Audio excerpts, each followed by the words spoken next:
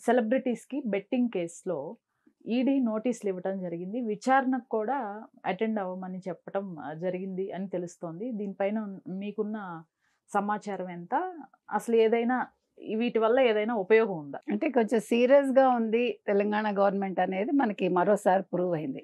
Okay. ఎందుకంటే కబుర్లు చెప్పడం కాకుండా దాని మీద దృష్టి పెట్టి ఫోకస్ పెడుతున్నారు. వీళ్ళు సెలబ్రిటీస్ అని పక్కకు పెట్టేయకుండా హ్మ్. డేట్స్ ఇచ్చారు అంటే కొంచెం సీరియస్‌గా ఉన్నట్టే లెక్క. ఉండాలి గూడా. అంటే సామాన్య ప్రజానీకం కావచ్చు, లేదు టీవీకి సంబంధించిన వాళ్ళు కావచ్చు, లేతే సినిమా సెలబ్రిటీస్ కావచ్చు. ఎవరైనా మాకొకటే అనేది వీళ్ళు ప్రూవ్ చేస్తున్నారు.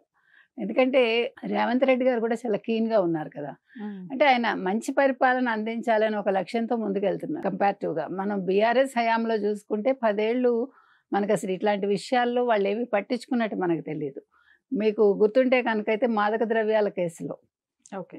అప్పుడు హడావిడి చేశారు. మళ్ళా సడెన్‌గా సద్దుమణిగిపోయిందంట. ఇప్పుడు అందరూ తీసుకుంటారు. వాళ్ళు పెద్ద గొప్పింటి వాళ్ళ పిల్లలు లేకపోతే సెలబ్రిటీలు అనేది తప్పు కదండీ! ఇప్పుడు మీరు తప్పు చేస్తే మిమ్మల్ని చూసి నేను తప్పు చేస్తా. ఒక హీరో ఏదైనా చేస్తే హీరోయిజం అనేది అందుకే. హ్మ్. హ్మ్. హీరో ఒక సిగరెట్ తాగితే అదే స్టైల్‌లో అతన్ని అభిమానించే వాళ్ళు చేస్తారు.